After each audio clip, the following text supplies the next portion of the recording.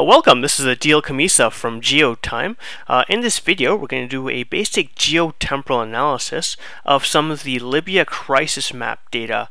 The date range of the data we're going to be looking at is from February 21st to May 28th, 2011. All this data is available via LibyaCrisisMap.net. So before we get into this analysis, I just want to take a moment to explain the GeoTime interface to you. So essentially what I've done is I've imported the data from LibyaCrisisMap.net, and each one of these essentially circles, these dots, is one of the events, and we see the event report number associated with that dot. The problem with this 2D view is that we don't really get a sense of what the sequence of events are, and when events bunch up kind of like this, we can't really tell if they happen at the same time or at separate times. We really lose the temporal aspect of our data. So what GeoTime does is it just takes those time values and it maps them vertically. So we have time here on the vertical axis. We have February 21st right at the top, right down to May 27th at the bottom. And when we view our data like this, we actually get a sense of what the sequence of events are. And of course, we can zoom in and do a deeper analysis. The other thing that you're probably asking yourself is, what are these gray lines? Well, essentially, what it does is it maps a data point, which looks like it's floating in the air, down to a position on the ground. So one of the first things I want to do is identify any erroneous data points inside this data set. Now, we know that Libya is our area of interest, and we have a lot of data points here, but there are data points coming in from in and around the globe. When I was looking at Haiti data earlier last year, we noticed that there were a lot of data points that just weren't geolocated correctly due to the limitations of the scenario.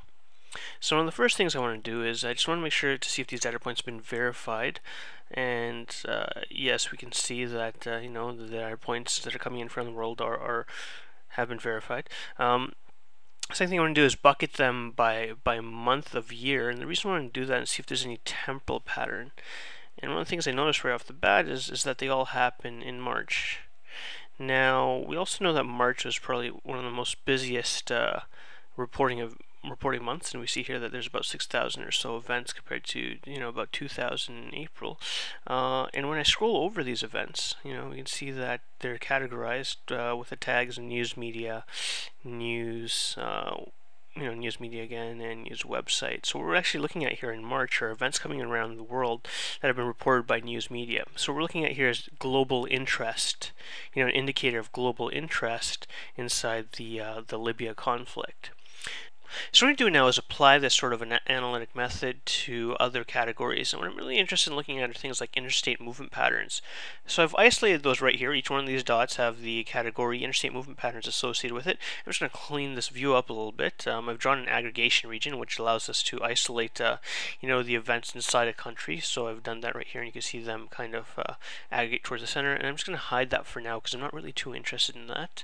What I am interested in though is movement across borders, and what we see here is heavy movement in Tunisia and kind of in the Mediterranean region there, and a little bit in places like Niger or Chad, and of course in Egypt as well, especially as we get towards towards beginning and towards the end.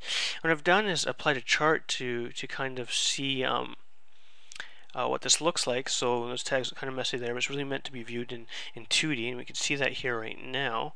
We can kind of see we have 40 reports of movement into Tunisia, about 28 or so inside between in southern part of Italy, and then we see less amount of events in places like Niger, Chad, and some in Egypt as well. And it makes the most sense that we see the most immigration happening up in this region, simply because that's where Misrata is, and where a lot of reports of conflict are coming from.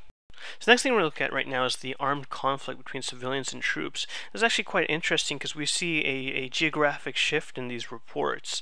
We have Benghazi in the west here, and we see in March and April we see reports there, and very few kind of in May. In May, what really starts to pick up is the western part of the country. We see Misrata and Tripoli here reporting a lot of events. I want to zoom in kind of just to this region right now, and kind of select the data here, and we can see that, you know, a lot of these reports tend to happen around major routes. And just to make that a little more clear, you can see the highway, this red line right here, and most of these events tend to happen around major routes. So what I'm going to do is just going to, you know, zoom into one of these and see if there's, you know, especially this location, we see 3 outside of Misrata. Let's see if we can open up this location inside Google Maps or something like that. Let's see what that location looks like right now. So I'm just opening it up right now. I'm going to go to satellite view, and we can see that it's actually next to a kind of a smaller town, so a suburb right there. So we can see here's the conflicts kind of just spread to another part of the region. We see that clearly inside this data.